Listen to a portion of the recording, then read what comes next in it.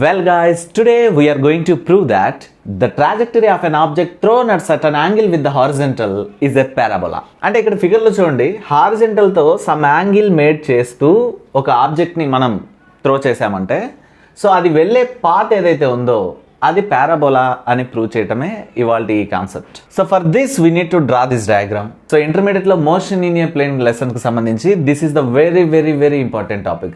చాలాసార్లు ఈ టాపిక్ని అడగడం జరిగింది పబ్లిక్లో. సో దీన్ని చాలా నీట్గా స్టెప్ బై స్టెప్ మనం ఇక్కడ నేర్చుకోబోతున్నాం. రైట్, డయాగ్రామ్ డ్రా చేసుకోవాలి ఈ విధంగా. సో ఇక్కడ చూడండి, సింపుల్గా పాయింట్స్ ఏ విధంగా రాయాలంటే, suppose an object is projected from the origin O with initial velocity V0 at an angle theta with the horizontal. So సింపుల్గా 3 పాయింట్స్ని కవర్ చేశాను ఒకే సెంటెన్స్లో. అంటే ఏంటంటే, ఒక ఆబ్జెక్ట్ని ప్రొజెక్ట్ చేస్తున్నాం ఎక్కడి నుంచి, ఫ్రమ్ ద ఆరిజిన్ O ఎంత వెలాసిటీతో, విత్ ఇనిషియల్ వెలాసిటీ V0 ఎంత యాంగిల్ మేక్ చేస్తూ, టీటా యాంగిల్ మేక్ చేస్తూ, ఎవరితో, హారిజంటల్తో.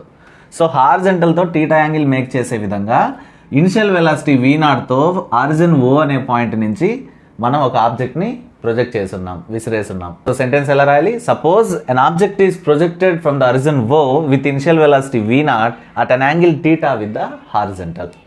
Right?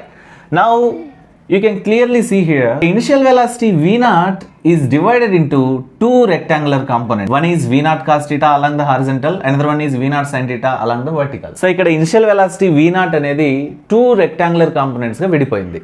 ఏంటవి? V0 cos theta, V0 sin theta. Okay, so V0 cos theta, V0 sin theta ఎందుకు టూ కాంపోనెంట్స్ గా విడిపోయింది? సో ఒక్కొక్క కాంపోనెంట్ ఏం పని చేస్తుంది? ఇనిషియల్ వెలాసిటీ అనేది ఇక్కడ రెండు పనులు చేస్తుంది. ఎలా అంటే చూడండి, సపోజ్ ఈ పాయింట్ నుంచి ఒక ఆబ్జెక్ట్ని ప్రొజెక్ట్ చేస్తున్నాం.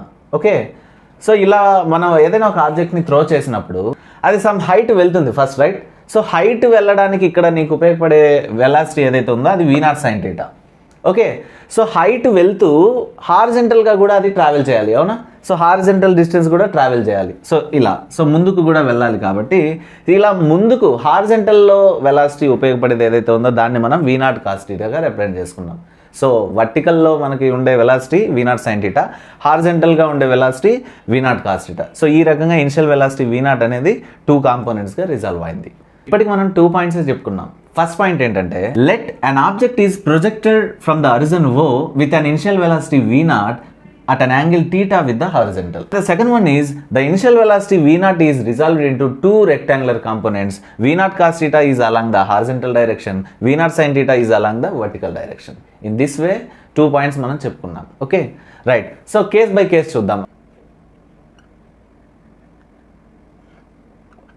సో కేస్ 1లో మనం చూద్దాం along the horizontal direction. Horizontal direction గురించి మాత్రమే ఈ కేస్ 1లో డిస్కస్ చేద్దాం. Okay, so the horizontal distance travelled in time t is, we can represent it as x is equal to V0t plus ½ at².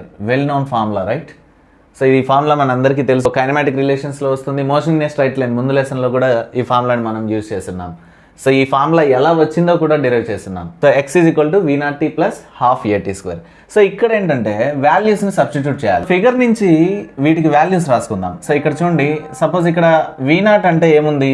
V0 అంటే horizontal డైరెక్షన్లో initial velocity ఏంగా తీసుకున్నాం? V0 cos theta కదా. So V0 cos theta గా రాసుకున్నాం. Okay, so V0 cos theta V0 ప్లేస్లో, అలాగే t ప్లేస్లో tనే రాస్తాం. సో నెక్స్ట్ ఏముంది? Acceleration. So acceleration of A projectile along the horizontal direction is 0. ఎందుకంటే the projectile is only acted upon by the gravitational force. So the acceleration along the horizontal direction is 0 because there are no other horizontal forces acting upon this projectile. The horizontal velocity of a projectile is constant. So constant గా ఉంటే acceleration ఉంటుందా? ఉండదు. So acceleration becomes 0 in horizontal direction. The only force which acts on a projectile is gravitational force and it is vertically downwards. So vertical అన్న concept వచ్చినప్పుడు మాత్రమే acceleration place లో మనం gravity వాల్యూని వాడతాం. సో హారిజంటల్ గా ఉన్నప్పుడు ఏ రకమైన అదర్ ఫోర్సెస్ దాని మీద యాక్ట్ అవ్వవు కాబట్టి so acceleration of a projectile along the horizontal is 0 గా దీన్ని మనం రిప్రజెంట్ చేసుకుంటాం. సో ఎంసెట్ మెయిన్స్ కి బిట్ కూడా ఉంటుంది. What is the acceleration of a projectile in horizontal direction అంటే దట్ ఈస్ 0 అన్నమాట. ఈ రకంగా మనం వాల్యూస్ ని తీసుకున్నాం. సో ఈ వాల్యూస్ అన్నిటిని ఈ ఈక్వేషన్ లో మనం ఇప్పుడు సబ్స్టిట్యూట్ చేస్తాం. So x is equal to, ఇక్కడ ఏమిటి? V0 ప్లేస్ లో ఏం రాయాలి? V0 cos theta. So V0 cos theta, so V0 place లో ఆ వాల్యూని సబ్స్టిట్యూట్ చేస్తున్నాం. ఇక్కడ ఏముంది? t ఇంటూ t ప్లస్ ఇక్కడ ఏంటి హాఫ్ ఏటీ స్క్వేర్, ఏ అంటే ఏంటి ఇక్కడ 0 కదా. సో 0 ఇంటూ ఎనీథింగ్ ఏమవుతుంది 0 అవుతుంది. సో సెకండ్ టర్మ్ కంప్లీట్గా 0 అయిపోయింది మనకి. సో ఈ ఎక్స్ప్రెషన్ నుంచి టీ వాల్యూకి ఏం రాసుకోవచ్చు, టీ ఇక్కడ ఏంటి V0 cos θ మల్టిప్లై చేస్తూ ఉంది, ఎక్స్ ఇటువైపు ఉంది. సో V0 cos θని ఇటువైపు రప్పిస్తాం. సో ఇక్కడ ఇది మల్టిప్లై చేస్తుంది, ఇటువైపుకి వస్తే డినామినేటర్లోకి వెళ్ళిపోతుంది. So T is equal to X by V0 cos θ. So this is equation 1గా మనం రిప్రజెంట్ చేసుకుంటున్నాం. సో టీకి ఒక వాల్యూని మనం రాబట్టుకున్నాం అలాంగ్ ద హారిజంటల్ డైరెక్షన్ నుంచి. So in the same way the second case is along the vertical direction. So second case along the vertical direction. Here the vertical distance travelled in time T is same ఇదే విధంగా. So ఇక్కడ X యాక్సిస్లో తీసుకున్నాం కాబట్టి x is equal to V0 t plus half ఏటీ square రాసాం. Same ఫార్ములాని ఇక్కడ మళ్ళీ వాడుతున్నాం. ఇది వర్టికల్ కాబట్టి వై యాక్సిస్ తీసుకుంటున్నాం. Y is equal to V0 t plus half ఏటీ స్క్వేర్. సో సేమ్ ఫార్ములాని యూజ్ చేస్తున్నాం. అయితే ఇక్కడ వాల్యూస్ ఏంటి, ఇక్కడ V0 అంటే ఏంటి, V0 sin θ కదా. So V0 sin θ. నెక్స్ట్ ఏముంది టీ. సో టీ ప్లేస్లో మనం ఈక్వేషన్ 1 రాబట్టాం కదా, ఆ వాల్యూని మనం సబ్స్టిట్యూట్ చేయాలి. So X by V0 cos θ అని మనం సబ్స్టిట్యూట్ చేయబోతున్నాం ఈ ఈక్వేషన్లో. నెక్స్ట్ అలాగే యాక్సిలరేషన్ ఏంటి వర్టికల్గా, A is equal to minus G కదా, ఫిగర్లో ఆల్రెడీ మనం రిప్రజెంట్ చేస్తున్నాం. సో కాబట్టి A is equal to minus G. మరి మైనస్ సైన్ ఎందుకు అంటే మనం ఆబ్జెక్ట్ని పైకి ప్రొజెక్ట్ చేస్తున్నాం, but acceleration due to gravity downwards ఉంటుంది. సో ఆపోజిట్ డైరెక్షన్ ఉండడం వల్ల మనం నెగిటివ్ సైన్ని ఇక్కడ ఇండికేట్ చేస్తున్నాం. సో ఈ వాల్యూస్ని ఈ ఈక్వేషన్లో మనం ఇప్పుడు సబ్స్టిట్యూట్ చేయబోతున్నాం. సో ఇక్కడ చూడండి y is equal to V0 బదులు ఏం రాయాలి, V0 sin θ. So V0 sin θ into T ఉంది కదా, టీ ప్లస్లో ఏం రాయాలి, X by V0 cos θ. So T ప్లస్లో మనం ఈక్వేషన్ 1ని సబ్స్టిట్యూట్ చేసాం, ప్లస్ హాఫ్ అలానే రాసాం. ఏ అంటే ఏం రాయాలి, minus G. So minus G T square. So ఇక్కడ ఉన్న వాల్యూకి స్క్వేర్ రాయాలి, అంటే ఏమొస్తుంది X square by V0 square cos square θ వస్తుంది.